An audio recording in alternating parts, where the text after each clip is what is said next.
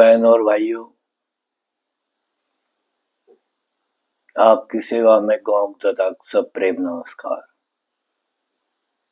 कुछ विलंब से आपके सम्मुख आज मैं प्रस्तुत हुआ हूँ। एक दर्द लेकर। ये दर्द कुछ इस प्रकार है। आप सब लोग दुखी हैं या फिर केवल दुखी होने का नाटक करते हो। हाँ, अगर आप लोग नाटक करते हैं तो आपके अभिनय की तारीफ करनी चाहिए। मेरी यह युवा अवस्था किस काम की है? ये अपनी ऐंठी और चमकदार मूछों का मैं क्या करूं?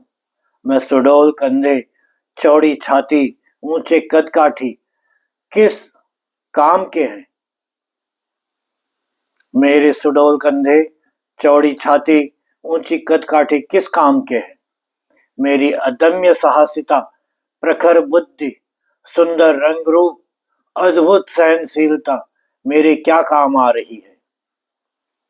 तथा संपत्ति होते हुए भी दीन दुखी हालत में जिंदा रहने को क्यों विवश हूं? अपना घर, जमीन, जायदाद होते हुए भी दूसरे की गुलामी करने को क्यों मजबूर हूं मैं? ऐसी कौन सी मजबूरी है कि मैं बार बार मेरे अपनों के ही हाथों लुटता रहा हूं?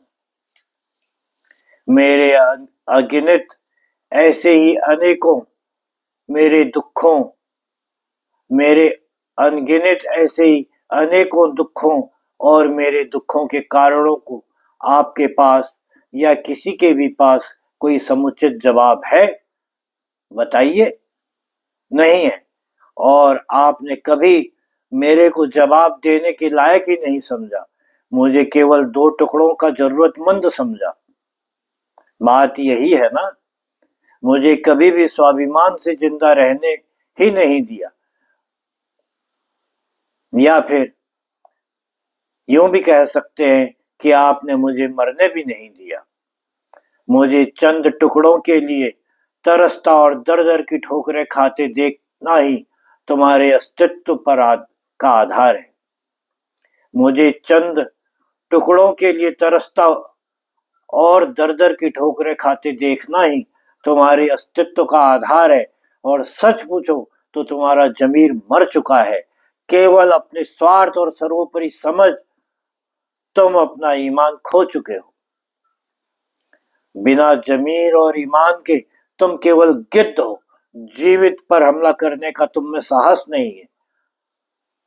तुम चाहते हो कि मैं तिल तिल कर मरूं ताकि तुम फलो फूलो। पर याद रखना मेरे बिना भी कोई महत्व नहीं है तुम्हारा। मेरी अस्तित्वहीनता ही तुम्हारा नाश है। तुम कायर ही नहीं, मूर्ख हो। मेरे जैसे अनेकानेक लोग भी आज तुम्हारे जाल में फंसे हैं। वो भी अभी तुम्हारा असली रूप नहीं समझ पाए। कहने को बहुत है, क्योंकि मैं उत्तराखंड हूँ, क्योंकि मैं उत्तराखंड हूँ, क्योंकि मैं उत्तराखंड हूँ। मैं उत्तराखंडी हूँ, मैं उत्तराखंडी हूँ। और ये दर्द उत्तराखंड का है। प्रत्येक उस जनप्रतिनिधि को, चाहे वो गांव का हो या सूबे का हो या विधानसभा भारतीय संसद का हो, उसे इस पे विचार करना चाहिए कि मेरे मरने से उनको कुछ भी फायदा नहीं मिलने का। मेरा अस्तित्व का नाश होना उनका नाश है, भारत का नाश है।